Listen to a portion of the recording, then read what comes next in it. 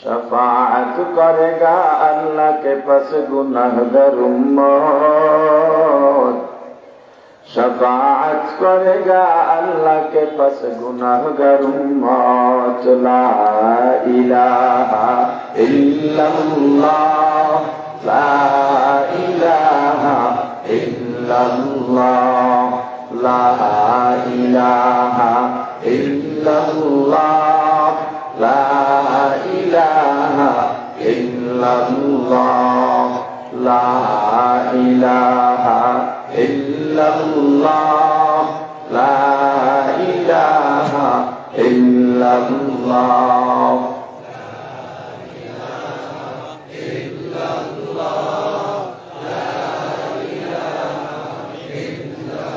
আবু জাহেল ডাক দিয়া বলে, মুহাম্মদ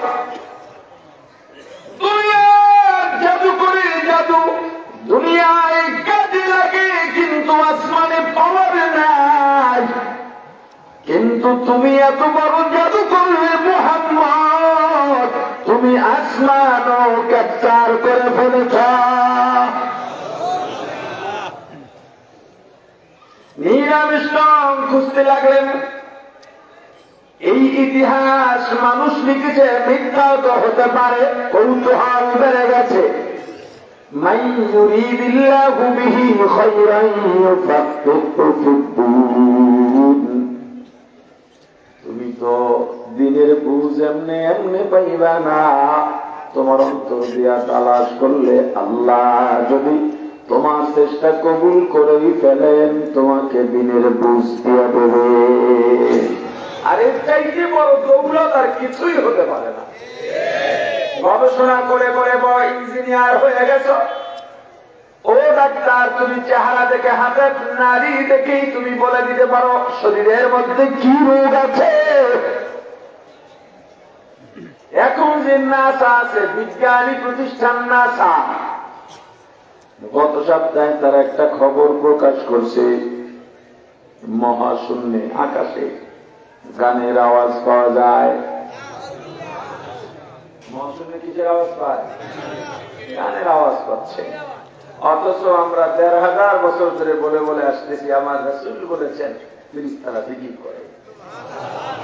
ওদের আওয়াজ এটাই ফেরেশতার আওয়াজ কিনা সেটা তো পরের ব্যাপার, কিন্তু আমরা প্রাথমিক ভাবে এটা বলতে পারি, তুমি যদি এটাকে গান বলেছো, গানের শব্দ, এটা গান নয়। যদি ফেরেশতাই হয়ে থাকে তাহলে এটা জিকির।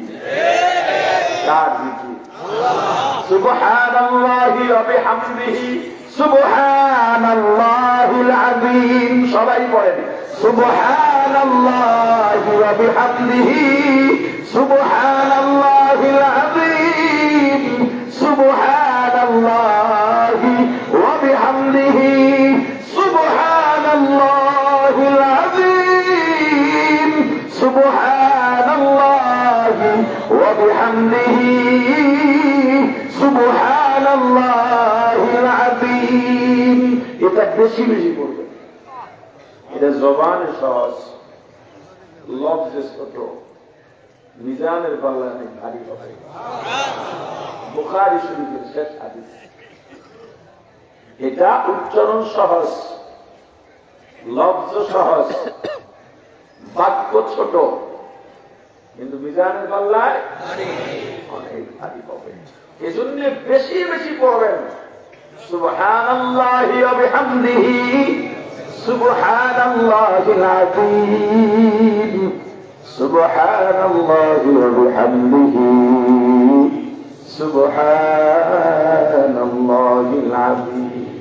ওরা গানের আওয়াজ নিয়ে আসছে, আমরা বলি কি এটাই ফেরেশতার আওয়াজ কিনা। ওরা আরো চেষ্টা করতেছে আমার রাসূলের কথার সাউন্ড, কথাগুলোকে আয়ত্ত করতে চেষ্টা করতেছে। ভালো হবে না মন্দ হবে জানি না, পারবে কি পারবে না তাও জানি না, ওরা চেষ্টা করতেছে। এত চেষ্টা করে আল্লাহরে পাওয়ার চেষ্টায় নেই। আচ্ছা দেখেন, ওরা মহাশূন্যের ফেরেশতার আওয়াজ আনতে গেছে, দরকারটা কি? আল্লাহ রাসূল বলছেন, এই যে মজলিস বসছে এই ৪ বছর রহমতের ফেরেশতা আছে। কত দূরে যাওয়ার দরকার আছে? টাকা পয়সা খরচ করে আরে পাশে গবেষণা করো। এই ফেরেশতা চারপাশে দাঁড়ায় রয়েছে, সেখান থেকে কে কি করে আল্লাহর কাছে পৌঁছায়। আল্লাহ থেকে প্রাণের ফেরেশতারা এরা যে সবাই এখানে বসছে, এরা কি চায় কি করে? বলে আল্লাহ এরা আপনাকে চায়। করে কি? সুবহানাল্লাহ পড়ে, আলহামদুলিল্লাহ পড়ে, আল্লাহু আকবার পড়ে, লা ইলাহা ইল্লাল্লাহ পড়ে। কয় ওরা কেন বলে? বলে আপনাকে খুশি করার জন্য। আমারে দেখছে? বলে না। ওরা আর কি চায়? বলে আল্লাহ জাহান্নাম থেকে মুক্তি চায়। ওরা জাহান্নাম দেখেছে? বলে না। ওরা আর কি চায়? বলে আল্লাহ জান্নাত চায়। ওরা কি জান্নাত দেখছে? বলে না। এরপর আল্লাহ বলেন ঘোষণা দিয়ে দাও, ঘোষণা দিয়ে দাও। ওরা যে সুবহানাল্লাহ বলে, ফেরেশতারা তোমরা বলো এটা কি সত্য? ফেরেশতারা বলে সত্য। ওরা যে আলহামদুলিল্লাহ বলে এটা কি সত্য? ফেরেশতারা বলে সত্য। ওই সাক্ষী দিতেছ? বলে হ্যাঁ সাক্ষ্য দিচ্ছি। আল্লাহ বলেন তাহলে ঘোষণা দিয়ে দাও, ওরা যা চায় আমি আল্লাহ সব দিয়ে দিলাম। এই কথাগুলো রেকর্ড করো। এরপর আমাদেরকে জানাও যে রাসূলের হাদিস, তোমরা জানাইলেও ঠিক না জানাইলেও ঠিক, মহাশূন্যে যাওয়ার দরকার নেই। বিজ্ঞানী এখন যা যা বের করে, এই যে যেমন মনে করেন সাগরের নিচে দুনিয়ার গাছের থেকে গাছের পরিমাণ বেশি সাগরে, এটা আল্লাহ বলছে, কোরআন নাযিলে বলেছে, মুফাসসিররা বলেছে, হাদিসে বলেছে। ওরা কেবল বের করছে যে সাগরের নিচে গাছ আছে। আরে কথা বলেন, আচ্ছা আপনি কি ভাবেন তো, এই পৃথিবীতে এত ময়লা,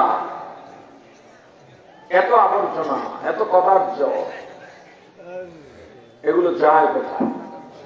এই যে বড়িয়ে রান্না করা হয়, তরকারি কাটলে অনেক সিলকা টিলকা পড়ে থাকে না, মাছের কাটা পড়ে থাকে না, সব বিড়াল কুকুরে খায়।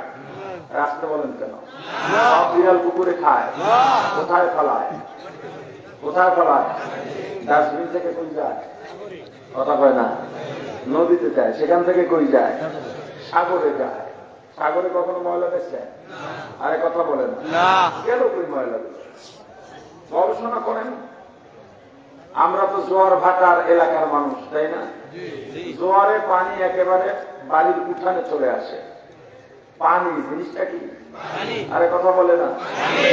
আবার ভাটা লাগিয়ে খালে গিয়া পানি লাগলো কই না, গেল কই পানি, নিলোকে পানি। কোথাও কি মেশিনে ফিট করা আছে? বিদ্যুতের লাইন আছে? কেউ কি পানি সিঁচতেছে? গেল কই পানি? আমার এখানে পানি বাড়লো কেন, আবার কমলো কেন?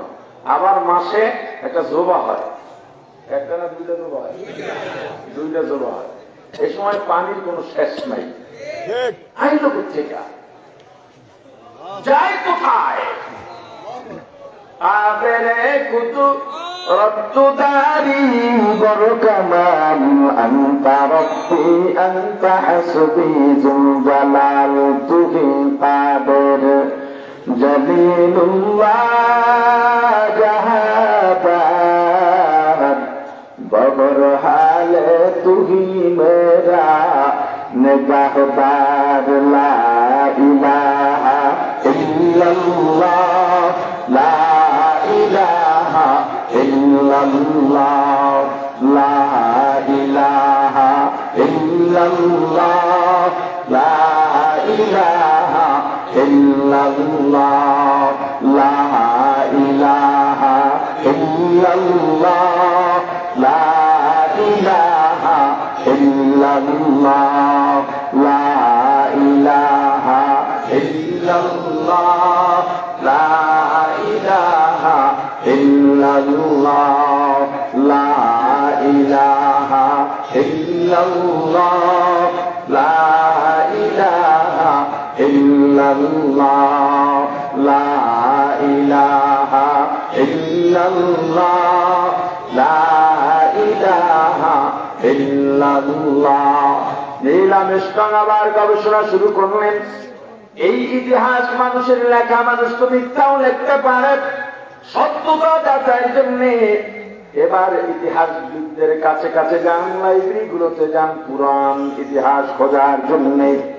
খুঁজতে খুঁজতে পেয়ে গেলেন ওই সময় বিশ্বের যত অধিপতি ছিলেন মুসলিম হোক অমুসলিম হোক সবাই সাক্ষ্য দিয়েছেন আমরাও একই দিনে একই সময়ে আকাশের চাঁদ দুই ভাগ হতে দেখেছি এবং সেটা কুরাইশের মুহাম্মদ মুসলমানদের নবী আঙুলের ইশারায় হয়েছে।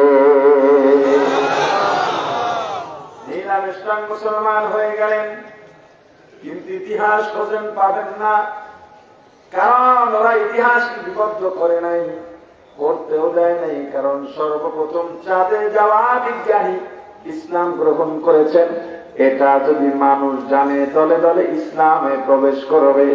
কিন্তু ইতিহাস তো চাপাইয়া রাখা যায় না, এজন্যই চেপে রাখা ইতিহাস পড়তে হবে। প্রাণের ভাই আমার, নীল আর্মস্ট্রং আর দেরি করেন নাই, মুসলমান হয়ে গেলেন। আপনি বলবেন হুজুর আমার মাথা তো নীল আর্মস্ট্রং এর মতো বিজ্ঞানী মাথা নয়, আমি তো চাঁদেও যাইতে পারবো না। আমার আল্লাহকে চেনার জন্য চাঁদে যাব, এটা তো আমার জন্য সম্ভব নয়। তবে শোনেন, এটা তো একটা উদাহরণ মাত্র। আল্লাহকে চেনার জন্য আমেরিকা ইউরোপ যাওয়ার দরকার নাই, আল্লাহকে চেনার জন্য মক্কা মদিনায় যাওয়ার দরকার নাই, আল্লাহকে চেনার জন্য টাকা খরচ করার দরকার নাই। আল্লাহকে চেনা অতি সহজ, আপনার হাতের দিকে তাকাইয়াও আল্লাহকে চিনতে পারেন। এই যে একটা হাত, এই যে কথা বলি ছোট্ট একটা জিহ্বা, এই যে চোখ, আজ পর্যন্ত কোন বিজ্ঞানী আবিষ্কার করতে পারে না। ওরা মানুষ বানাইছে, কি করে রোবট, কথাও বলে, তবে ওদের কথা জিহ্বা দিয়া কথা না, সাউন্ডের কথা। আর ওই যে আপনি আমি কি সুন্দর নাড়াইতেছি, ওদের রোবট কি আপনি নাড়াইতে পারে? ওরা কেমন করে? রোবট এমন করে।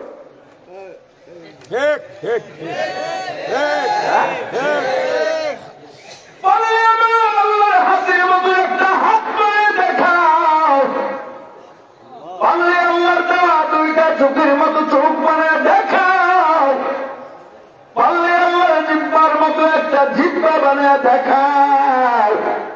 জিহ্বা ইলিশ মাছ দিলাম এক সাত, মাত্র ইলিশ গিললাম গলার মধ্য দিয়ে যাইতেছে, এমন সময় একটা মরিচ লাগাইছি, সাথে সাথে স্বাদ পাল্টে গেছে। একটু পরে আবার মিষ্টি লাগাইলাম, এবারও স্বাদ পাল্টে গেল জায়গার মধ্যে। এই যে ছোট্ট একটা জিহ্বা, যা দিয়া স্বাদ পার্থক্য করা যায়, এই বিজ্ঞানী আর দুনিয়ার জ্ঞানী পারলে আমার আল্লাহ জিহ্বার মতো একটা জিহ্বা বানায় দেখাও।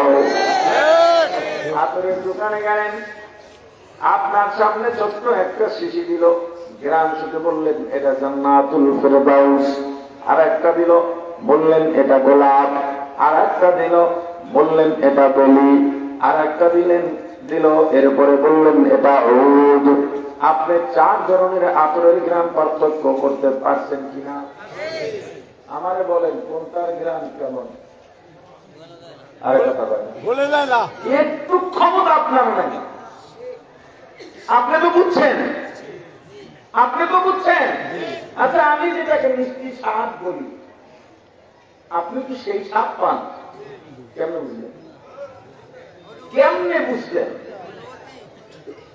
আমি যেই স্বাদ অনুভব করে বলি এটা মিষ্টি, আপনার কাছে তো অন্য স্বাদ হতে পারে।